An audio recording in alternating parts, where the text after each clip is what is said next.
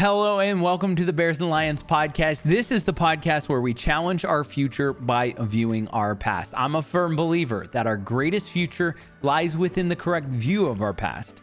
Because when we actually look at our past correctly, we find out, yeah, we went through a lot of tough things, but we also went through a lot of really cool things, a lot of really exciting things. We're stronger, we're smarter than we know. We're more accomplished probably than we could ever imagine, which gives us confidence in being able to step into our present as well as step into the unknown in our future. And that is exactly what this podcast is for. If you're watching on YouTube, make sure that you hit that like and subscribe button. If you're listening on Spotify or Apple Podcasts, make sure that you hit that follow button and share this with somebody. That'd be really cool. If you want to find me on my socials, you can find me at Kyle Vaught. That's V as in Victor, ATT is my last name. That's on X, which is formerly known as Twitter, as well as TikTok. And then I'm on Instagram at Kyle_Vaught, V as in Victor, ATT. I'm really excited about this conversation, all about extreme ownership. Let's get into it. So in order to talk about extreme ownership, we first have to look at agency. Because agency, it comes from the Latin agentia, which means the ability to act. And what I've found is that in my life, the majority of times where I really struggled on creating change, or maybe I was stuck in a rut, or maybe I just was in a deeper depression and I wasn't able to do certain things, I would convince myself that I couldn't do something. So I didn't know how to do it, or I just couldn't do it and I couldn't get out of it. And what I've learned is that is a mentality issue and a lie that we tell ourselves that wants to keep us in that comfort zone of at least I know what I'm dealing with, right? It's the mentality that if you are lost in the woods and you find some cover, you have no food, no water, and it's raining and it's uncomfortable and it's cold, and you find some cover and you sit there. If you sit there long enough, yeah, it's a relief for a moment, but if you sit there long enough, you're just going to die. So you have to keep moving. But your brain will say, no, we don't need to go out there. We're safe here. Let's stop moving. It's similar in life. And what I've found is that when I get in that deeper, darker depression, or when I get into those dark moments of my life where my mind just takes over, it will convince me that it's safer to stay in the danger, and it's safer to stay in the It's safer to stay in the area where it has cover. But that doesn't mean I'm actually doing anything. It doesn't mean I'm actually moving towards a goal. It just means that I'm sitting and I'm not doing anything. But that's what my brain convinces me of. So agency is the ability to act. And what I have told myself so many times is I cannot do that. I cannot go that far. I cannot reach that goal. And the true reality of it is that's not true. That is a lie that I'm telling myself. And in most cases, the people that say they can't do something actually just lack the vision and the discipline to do something. Right? Agency, or the ability to act, is something that everybody is born with. You have the choice, and you have the ability to make that choice and go do something about it. And what I've learned is that agency helps you learn that it doesn't have to be a massive change. You just have to do one thing just over and over, right? You don't have to do a lot to change a lot. You just have to change one thing. You just have to do something more than a few times, and you're going to find your way into change gradually. You just have to keep moving. It's that first foot that gets you going, and then it's one foot in front of the other that keeps you moving forward.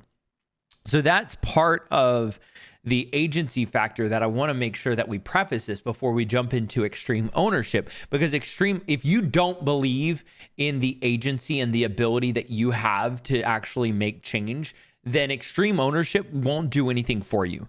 You won't learn anything from it, and you're not going to actually take ownership of your life because you don't believe that you have the ability to enact change. You don't believe that you have the ability to act.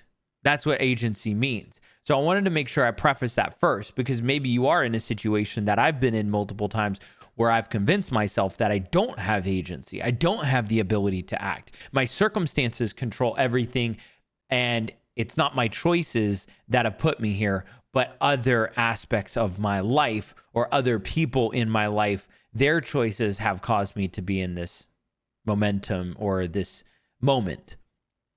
And it's a very difficult conversation. It's a very difficult context to look at your life and say, oh, shoot, I actually do have the agency to make a change, and I'm just lacking the discipline, or I'm lacking the vision or the motivation to actually go do something about it.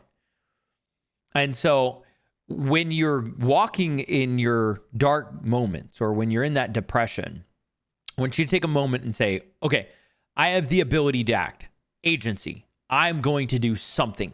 Don't know what it is, but I'm going to do something. If you can name lies, right? The lies are going to be you don't have the ability to act. If you can say, no, I do have the ability to act, that allows you to start moving towards the truths, which means, okay, I have the ability to act. I'm not sure what to do, so I'm going to do one thing.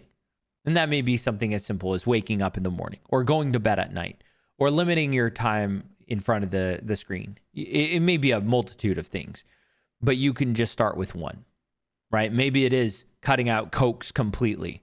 If you are, having too much sugar or too much caffeine, cutting out some coffee, right? And maybe limiting yourself to coffee only before noon.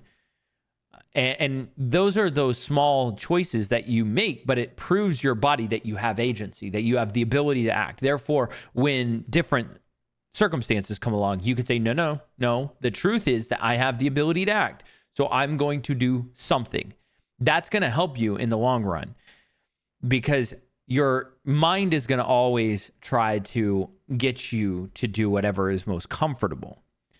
But the reality is, and I think a lot of you who probably listen to this podcast know, that comfort is not always the best, right? If you are really comfortable in bed, that's great. It's cool when you're really comfortable in bed. But if you're so comfortable in bed that you don't get up and go to work and you end up getting fired, that's bad, right?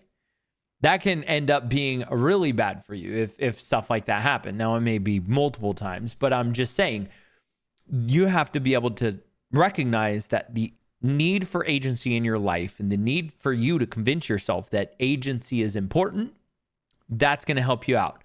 Now, I want to talk to you about extreme ownership. I mentioned it last podcast, and I wanted to kind of delve into it because extreme ownership, it originally, when I first heard it, it was from the book Extreme Ownership. This is by Jocko, Willink, and Leif Babin, and they are two Navy SEALs. They served as Navy SEALs on multiple different, very gruesome, I guess campaigns is what you would call them. But they served a couple tours, multiple tours, and they go in depth with some of the stories of the training, the teams, the leadership, the failures, deaths on the team, things like that really impact you. And then they also kind of bring it together as leadership in a whole to make it recognizable to just our daily lives, because it does bleed into whether you are a leader of a household, right? You have kids, you have family, you have friends, even if it's a friend group, but you're the one that owns the house, or maybe it's a group of friends where you're the leader in this, that you want to make sure that you lead well. This is an extremely, no pun intended, but an extremely beneficial book for you. And Extreme Ownership is this incredible leadership book that they developed for high achieving, excellent businesses to train their leaders so that it can be the most optimized business, period, and be a great place to work, because really good leaders bring really good talent. And one of my favorite lessons in the book is there are no bad teams, only bad leaders. And I've learned this in my life. The majority of my jobs that I've had that I've really not enjoyed were because of bad leadership. Not because the job in and of itself was bad. It was because a direct manager or the manager above a direct manager was really bad. and that top-down leadership would bleed in. So manager would have something happen. Maybe they were really emotional. That emotion brought into the workplace from outside the workplace. All of a sudden, everybody could feel the hair on the back of their neck stand up. You just knew. Like, they would walk in upset, and you just knew, okay, this is going to be a bad day because they're going to take it out on my manager, and then that manager is going to take it out on me. Even though it has nothing to do with me, I was doing my job really well, along with all other people at the workplace. We were all doing our job really well, but because that guy had a crappy day, he's going to absolutely crap on this leader, and that leader's going to crap on us because that's the way it goes.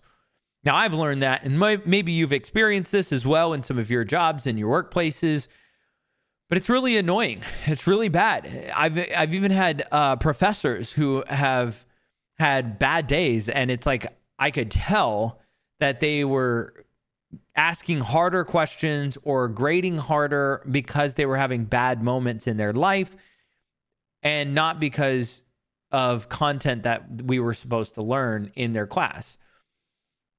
It's a very pinpoint awareness in this book of extreme ownership of how to help develop good leaders. And the premise of the book, and I'll just break it down like this. The premise of the book is you must own everything that happens in your world. So any mistakes, you own it. Anything that goes on wrong, you own it. It's your fault. Doesn't matter if it was a team member's fault. You will never blame another or anything else. You will take ownership of it because you are the leader. And one of the biggest parts of this book is that you have to be a true believer in the mission. Otherwise, people will not follow you, and you will not follow yourself. And I pinpoint this because right now in society and in my life, I've experienced it multiple times. And when I say multiple, I'm probably more than 10 times in my life on an extreme level. I've experienced the fact that I didn't believe in what I wanted to do. I didn't know what I wanted to do. And as a young 20-something or even a young 30-something, I didn't know what I really wanted to do. That is okay. But if you're going to try to lead people, you have to be a true believer in where you're going. And that is one thing that I've learned over the last year and a half of my life, is that I do know exactly what I want. I know exactly where I'm going, and I believe in the mission. I believe in this podcast. I believe in what I want to do with this podcast. I believe in where I want to go with this podcast down the road. And I'm really excited about the future. And here's the thing is, I used to have all these great ideas, and I could get people excited about these little ideas that I had. And I never knew what I wanted to do because I was never a true believer in it. And it's really easy to get people excited about something in the moment, but it's really hard to get them to follow you for a long period of time. And this is what I'm realizing now, is that now that I actually have a belief, a true belief in this mission, where I have a vision, execution, a discipline, and I'm excited about it, I have agency, right? I have the ability to act. I'm going to do it. And I'm taking extreme ownership. So I know when things go bad, and I know when things go right. And I want to own the things that go wrong, and I want to own the things that go right. But I know that before, I could talk about wanting to do a podcast, and I have friends that can attest to this, but I could talk about wanting to do a podcast, wanting to do a YouTube channel, wanting to do a show, wanting to do multiple shows, wanting to do sports shows, wanting to do X, Y, and Z. And I had way too many things on my plate, way too many things on my mind. But every time I would have an idea, I would tell friends, and they'd be like, that's actually a really good idea. We're so excited for you. Excited in the moment. But when it got harder and harder and harder, and I never did it, almost none of my friends, I can probably count 3 of my friends, reached out and said, hey, when are you going to do this? When are you going to actually do this? I need you to do this. You said you were going to do this. And that's where it's hard to get people to follow you for a long time and keep you accountable. And that's something where I've learned the agency is that I don't need anybody to keep me accountable now because I truly believe, and I take ownership of this, I truly believe in the mission. I truly believe in this podcast. And for those of you who have joined in and haven't really understood what this podcast is, why it's called Bears and Lions, I plan on going through that again this week. Is doing a recap kind of the first 40 episodes or so, as well as leaning forward and looking forward to the future of 2024. We're going to wrap up this year with a look back on 2023, which is really exciting because I have a 2-part series at the end of this year where it's going to be all about lessons of 2023 to create your best 2024. So that's going to be really exciting. But for those of you who are just jumping into this podcast, this podcast is called the Bears and Lions podcast. And it is the podcast where we challenge the present by viewing our past. And it comes from a belief that our greatest future lies within the correct view of our past. See, I used to always tell myself a lie about my past. My past was full of hard times, rough people, bad choices or circumstances, and I was never able to actually do anything. That is false, and that is a lie. But that was the lie that I told myself. When I correctly viewed my past, whether it was through therapy or therapeutic conversations with my friends that helped me remember my past correctly, yes, there was a lot of mistakes that I made and a lot of people that I wronged and a lot of apologies that I needed to give. And there are probably still apologies out there that I still need to give people. And they'll come to me, and I hope that I'm able to catch people and say, hey, remember this? I'm sorry about that. I want to take ownership of this. This was my fault. But there was a lot of times, a lot more times that I was way stronger than I could have imagined.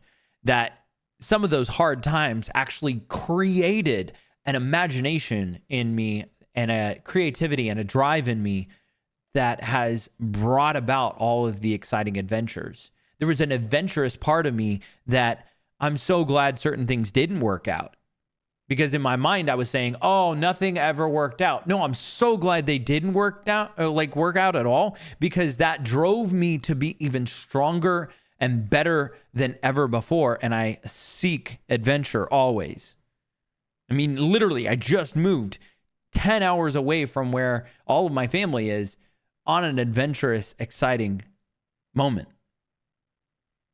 So the other thing that I wanted to just wrap things up with really quick is this weekend is Christmas Eve and Christmas weekend. We have Christmas on Monday. Christmas Eve is Sunday. And I'm super excited because normally we do a interview podcast on the third Sunday of every month. This month, I was able to interview an incredible person and a CEO named Javier Collazo. He is the CEO of a couple companies. He is the CEO of Practice Server, which is an online esports production company that does productions on a massive scale remotely. And they do things for Comic-Con and some of the high intel, things like that. They do some incredible work. But then they also, Javier just started a company called Cafe Collazo, which is a coffee company with the ability to affiliate coffee, right? So it's the ability to say, hey, use my code, et cetera, you should buy this coffee. And it's actually really good coffee. And we talked about it a little bit after the podcast. And Javier is an absolute coffee nerd, and I love it because it's really good coffee. Like, it's not just, oh, these are beans and I wanted to sell something. I wanted good beans. I wanted quality. I wanted to be able to help everybody understand it a little bit more and then bring it to a world that, honestly, I feel like we haven't had anything coffee-based in quite a while.